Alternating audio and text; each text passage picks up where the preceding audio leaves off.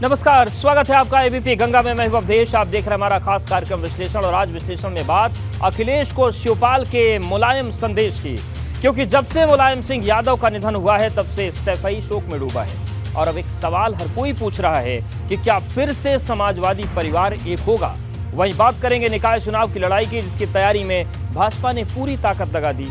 साथ ही बताएंगे यूपी की राजभर वर्सेज राजभर वाली उस लड़ाई के जिसको लेकर सूबे की राजनीति का पारा चढ़ा है। और साथ में बताएंगे कि अपनी राजनीति चमकाने के लिए कैसे बिगड़ गए ओवैसी के कमांडर के बोल। और आखिर में दिखाएंगे परीक्षा या फिर अग्नि परीक्षा। तो कहीं मत जाइए, हमारे साथ बने रहिए, क्योंकि अब होगा विश्लेषण।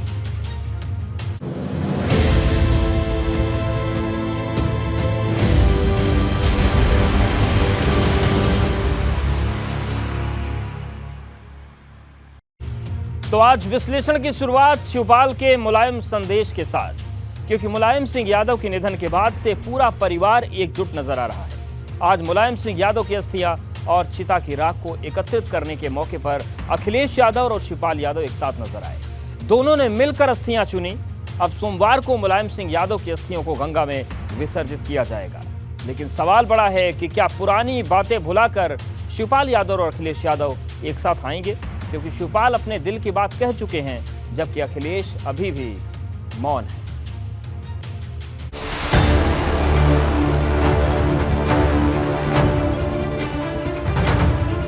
गंगा में विसर्जित होंगी मुलायम की अस्थियां, खत्म होगी शिवपाल अखिलेश की दूरियां।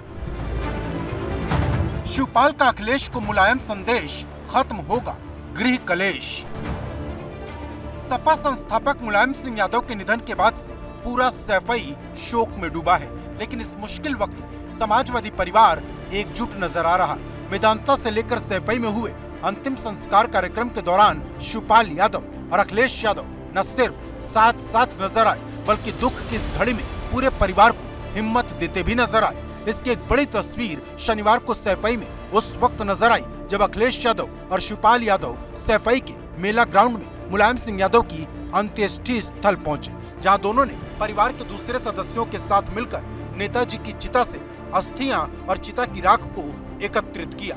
तस्वीरों में देख सकते हैं कि शिवपाल यादव अस्थियों को इकट्ठा कर रहे थे, वहीं अखिलेश यादव उनके साथ खड़े थे। नेताजी की अस्थियों को हरिद्वार में विसर्जित किया जाएगा। लोग नेताजी के जो कहा करते थे, उनके मार्गदर्शन पर चलने का काम करते। नेताजी हमेशा कहा करते थे कि समाजवादी पार्टी नौजवानों की पार्टी है और ये कभी बूढ़ी नहीं होगी।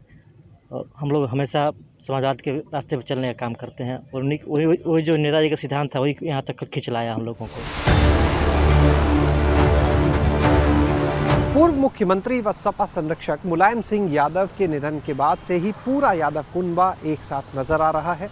मुलायम सिंह यादव की अस्थियां चुनने के वक्त भी शिवपाल यादव और अखिलेश यादव साथ में नजर आए। पूरा यादव परिवार एकजुट नजर आया।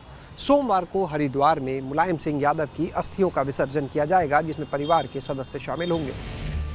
आपको बता दें कि सैफई की पुरानी परंपरा के मुताबिक मुलायम सिंह यादव की 13वीं नहीं होगी। सैफई के लोगों का मानना है कि अगर कोई बड़ा आदमी 13वीं करता है तो उसे देखकर गरीब आदमी भी करेगा और उस पर आर्थिक बोझ पड़ेगा। यही वजह है कि मुलायम सिंह यादव की 13वीं की जगह 11वें दिन शुद्धिकरण हवन होगा।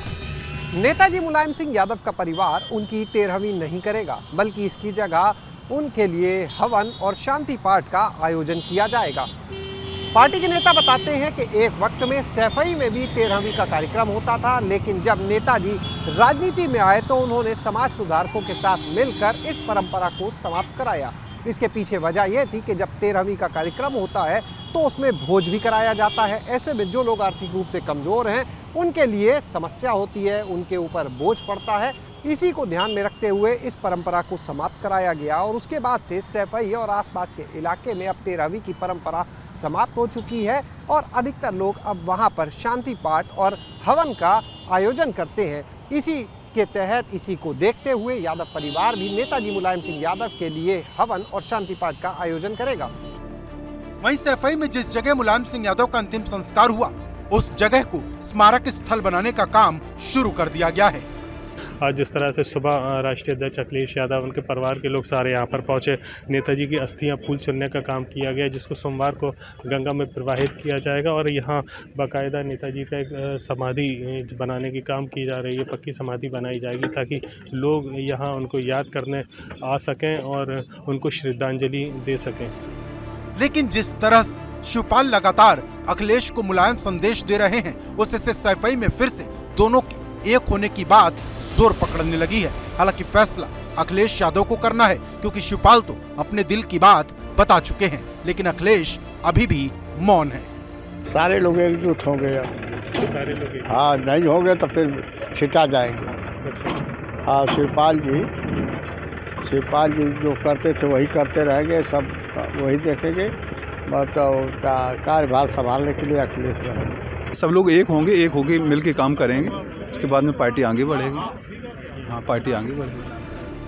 अब सवाल इस बात का है कि क्या पुरानी बातों को भुलाकर अखिलेश शिवपाल एक साथ आएंगे, क्योंकि मुलायम के जाने से एक बड़ा स्थान खाली है, जिसे भर पाना भले ही नामुमकिन हो, लेकिन परिवार को साथ रखने की जो कोशिश मुलायम सिंह यादव ने आखिरी वक्त तक की, उसे जरूर पूरा किया जा सकता है। Bureau report, ABP Ganga. और अब बात निकाय चुनाव की लड़ाई की, जिसकी तारीखों का ऐलान भले ही अभी न हुआ हो, लेकिन भाजपा ने अपनी तैयारी शुरू कर दी है। इस बार भाजपा की नजर शहर से गांव तक हर सीट जीतने पर है, तो सपा की कोशिश विधानसभा की हार का बदला लेने की। मतलब ये कि 2024 का लिटमस टेस्ट है, जिसमें कौन बेस्ट साबित होगा, इसका फैसला निकाय चुनाव में होगा।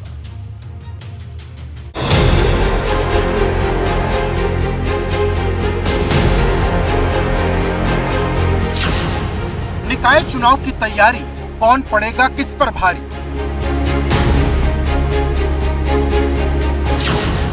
डिप्टी सीएम का कमल संदेश, विधानसभा की हार का बदला ले पाएंगे अखिलेश। 2024 की चुनावी जंग भले अभी दूर हो, लेकिन निकाय चुनाव की लड़ाई ने यूपी की राजनीति का पारा चढ़ा दिया है। भाजपा नगर निगम के साथ साथ नगर पंचायत में जीत का कमल खिलाने का संकल्प लेकर आगे बढ़ रही। शनिवार को डिप्टी सीएम ब्रजेश पाठक ने कानपुर में पार्टी पदाधिकारियों के साथ बैठक की। वहीं एक रणनीति वाराणसी में केशव प्रसाद मौर्य भी बनाते नजर आए। हम कानपुर की सभी सीटों पर स्थानीय निकाय में चुनाव जीतेंगे, उसकी बृहद तैयारी बिंदुवार आज हम लोग तय कर। निकाय चुनाव में कमल खिलेगा। नगर निगम भाजपा का था, भाजपा का रहेगा, पूरा विश्वास है। भाजपा को भरोसा है कि जिस तरह से विधानसभा चुनाव में पीएम मोदी और सीएम योगी के नाम पर वोट मिला, ठीक उसी तरह निकाय चुनाव में भी एक एक सीट पर भाजपा की जीत होगी। आदरणीय प्रधानमंत्री नरेंद्र मोदी जी की गरीब कल्याण नीतियों को लेकर के, आदरणीय योगी जी के लाइन ऑर्डर को लेकर के आम जनता बहुत खुश है। गरीब आदमी, आम आदमी अपनी सरकार समझ रहा है, और जहां भी मैं जा रहा हूं आपको भी इस बात की सूचना है कि भारतीय जनता पार्टी को लगातार जनता अपना आशीर्वाद प्रदान कर रही है। निकाय चुनाव को राजनीति के जानकार 2024 के लिटमस टेस्ट के रूप में देख रहे, क्योंकि ये ताकत दिखाने के साथ साथ बूथ लेवल पर अपनी पकड़ मजबूत बनाने का भी चुनाव है। क्योंकि पिछली बार जिन सीटों पर बिना सिंबल के चुनाव लड़ा गया था, सपा और भाजपा दोनों ही अपने अपने सिंबल पर इस बार चुनाव लड़ेंगे। मतलब एकदम सीधा है, भाजपा अपनी जीत के मोमेंटम को बनाए रखना चाहती है, तो सपा लोकसभा चुनाव से पहले इसे बिगाड़कर विधानसभा की हार का हिसाब पूरा कर लेना चाहती है। अब निकाय चुनाव की इस लड़ाई में कौन किस पर भारी पड़ेगा, इसका इंतजार है। Bureau report, ABP Ganga. और अब बात राजभर वर्सेस राजभर की लड़ाई की, क्योंकि इस राजभर इस वक्त सीएम योगी की तारीफ करते नहीं थक रहे हैं। उन्हीं राजभर की सीएम योगी के मंत्री क्लास लगा रहे हैं। हम बात कर रहे हैं कैबिनेट मंत्री अनिल राजभर की, जिन्होंने ओम प्रकाश राजभर पर निशाना साधते हुए उन्हें असलम राजभर बता दिया। अब बड़ा सवाल यह है कि जब राजभर सीएम योगी की तारीफ करते नहीं थक रहे हैं, तो फिर अनिल राजभर उन पर निशाना क्यों साध रहे हैं। ये रिपोर्ट देखिए और समझिए कि क्यों एक म्यान में दो तलवार नहीं रहने की कहावत कही जाती है।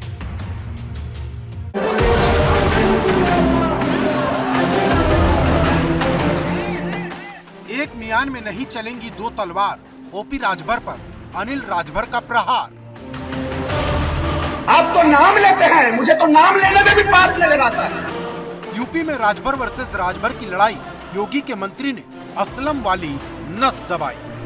राजभर समाज ने उनको कुजात काट दिया, उनका नाम असलम राजभर है। जिस तरह एक म्यान में दो तलवार नहीं रह सकती, क्या एक पार्टी में दो राजभर नहीं हो सकते? ये सवाल सुभाषपा अध्यक्ष ओम प्रकाश राजभर और योगी सरकार में कैबिनेट मंत्री अनिल राजभर को लेकर खड़े हो गए हैं, क्योंकि एक तरफ ओम प्रकाश राजभर सीएम योगी की तारीफ करते नहीं थकते, तो दूसरी तरफ अनिल राजभर ओपी राजभर पर निशाना साधने का कोई मौका नहीं छोड़ते, क्योंकि इस बार कैबिनेट मंत्री अनिल राजभर ने न सिर्फ ओपी राजभर पर हमला बोला, बल्कि उनका नया नामकरण करते हुए यहाँ तक कह दिया कि उन्हें उनका नाम लेना भी पाप लगता है। इस दिन बहराइच में काजी की मजार पर पहुंच गए, उसी दिन उनका नाम हमने बदल दिया। ओम प्रकाश राजभर के जगह उनका नाम हमने असलम राजभर रख दिया।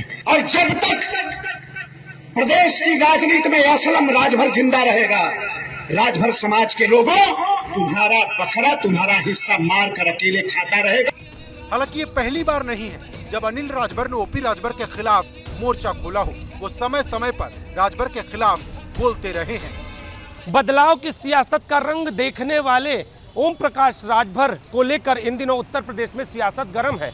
अगर बात करें तो ओम प्रकाश राजभर यूपी के मुख्यमंत्री की तारीफ करते थक नहीं रहे हैं, लेकिन उत्तर प्रदेश के कैबिनेट मंत्री अनिल राजभर ओम प्रकाश राजभर को असलम राजभर बता रहे हैं। अब देखना यह होगा कि ओम प्रकाश राजभर का अनिल राजभर के इस बयान पर पलटवार क्या होता है। लेकिन बड़ा सवाल ये है कि जहां एक तरफ राजभर सीएम योगी की तारीफ कर रहे हैं, तो अनिल राजभर क्यों उनके खिलाफ मोर्चा खोले हुए हैं? क्या ये लड़ाई एक जाति, एक समाज, एक वोट की है, या फिर किसी के आने से किसी का भाव खत्म होने के डर की? क्योंकि ओम प्रकाश राजभर हो या अनिल राजभर, दोनों ही यूपी के राजभर वोट की राजनीति करते हैं। बड़ी बात यह है कि अनिल राजभर को योगी सरकार में मंत्री ओम प्रकाश राजभर की विदाई के बाद ही बनाया गया था, यानी जो गैप ओम प्रकाश राजभर के जाने के बाद खाली हुआ, उसे भाजपा ने अनिल राजभर के जरिए भरा। मतलब एकदम साफ है, ये दो राजभर के बीच की लड़ाई है, जो कहां जाकर खत्म होगी ये कोई नहीं जानता। राजभर जिंदा रहेगा। Bureau report, ABP Ganga. तुम्हारा बखरा, तुम्हारा हिस्सा मार कर अकेले खाता रहेगा। और अब बात ओवैसी के कमांडर के विवादित बिंदु की, क्योंकि एआईएमआईएम के प्रदेश अध्यक्ष ने हिंदुओं की शादी को लेकर विवादित बयान दिया है और यहां तक कह दिया कि जब देश में मुस्लिमों का राज था तब हिंदू हाथ जोड़कर खड़ा रहता था और मुसलमानों की जी हुजूरी करता था। अब शौकत अली के इस बयान पर घमासान मच गया है। राजनीतिक दलों ने मोर्चा तो खोला ही है। जिस संभल से ये बयान दिया गया, उसी संभल में शौकत अली पर एफआईआर हो गई।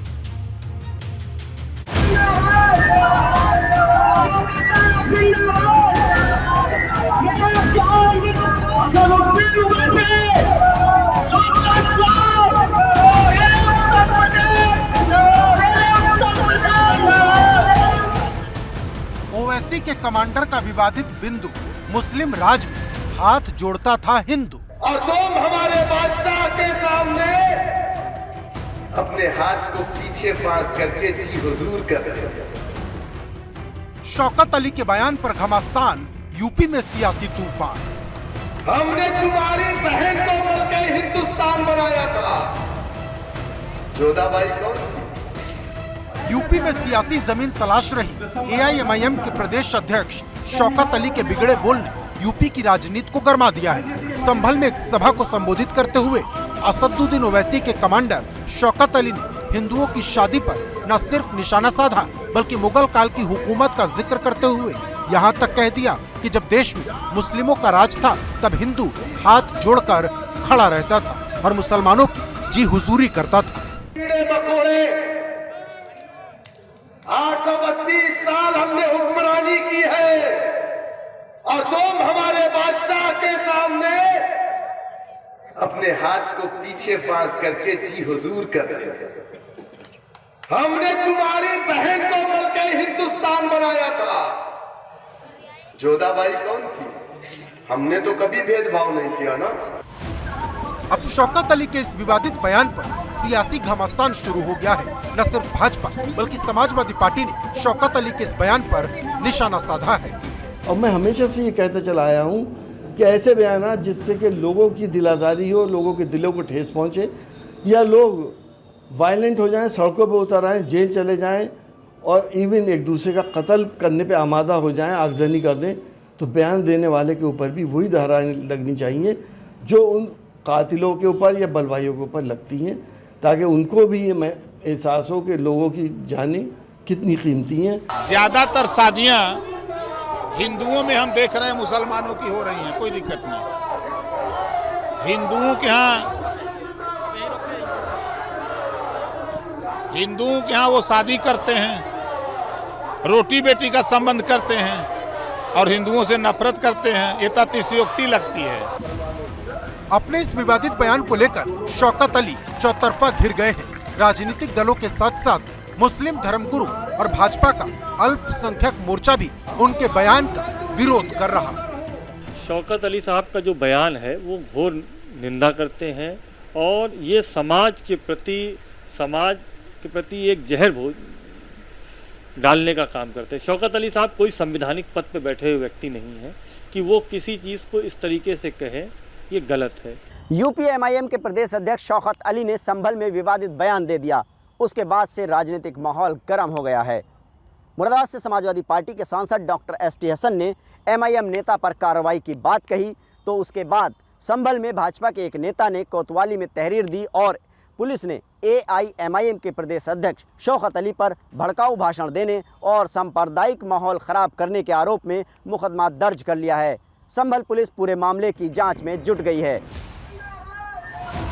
उधर संभल के सदर कोतवाली में शौकत अली के खिलाफ सांप्रदायिक सौहार्द बिगाड़ने का आरोप लगाते हुए भाजपा नेता अक्षित अग्रवाल ने मुकदमा दर्ज करा दिया है। एक प्राइवेट व्यक्ति की तहरीर पर शौकत अली के विरुद्ध धारा 153A, 295A और 188 के अंतर्गत एफआईआर पंजीकृत किया गया है। इसमें अन्य विधिक कार्रवाई की जा रही है।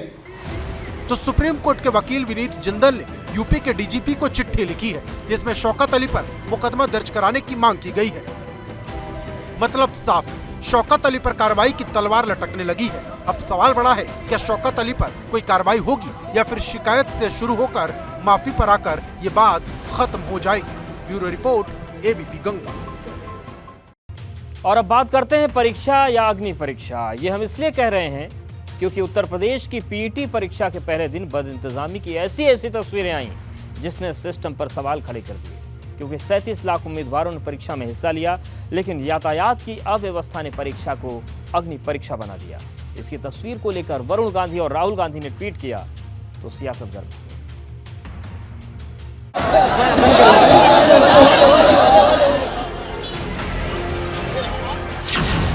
पीईटी परीक्षा या अग्नि परीक्षा,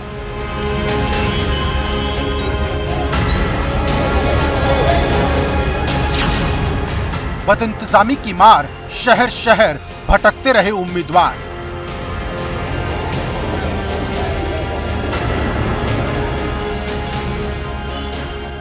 ये 22 करोड़ की आबादी वाले उत्तर प्रदेश में पीईटी परीक्षा देने वाले उन उम्मीदवारों की कतार है जो शनिवार को बड़ी उम्मीद के साथ घर से एग्जाम देने निकले थे। लेकिन सिस्टम की बदइंतजामी ने उनके खाते में ऐसे धक्के लिख दिए कि उम्मीदवार एक शहर से दूसरे शहर भटकते रहे। ये बदइंतजामी की तस्वीर कानपुर सेंट्रल से सामने आई, जहां पूरा स्टेशन परीक्षार्थियों से भरा नजर आया।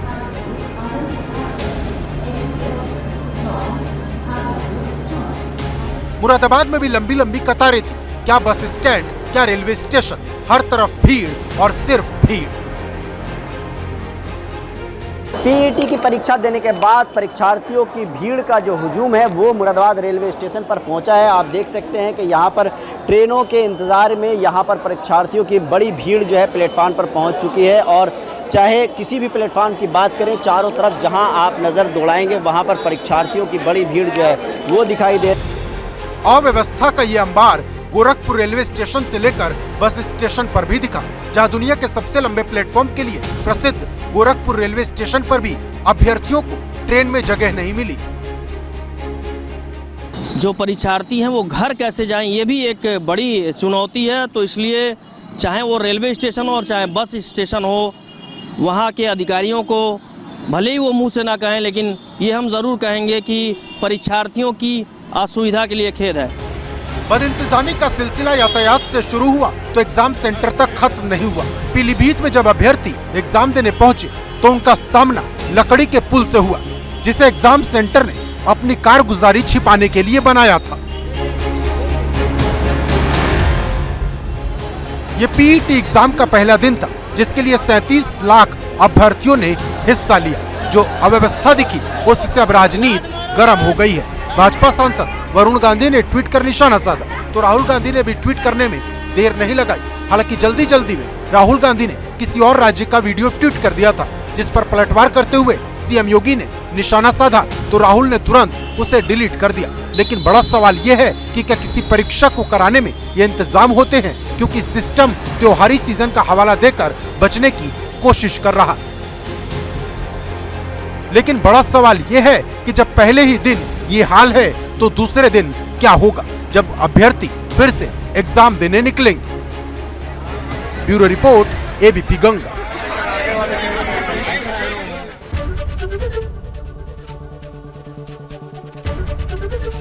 एबीपी गंगा, खबर आपकी, जुबान आपकी।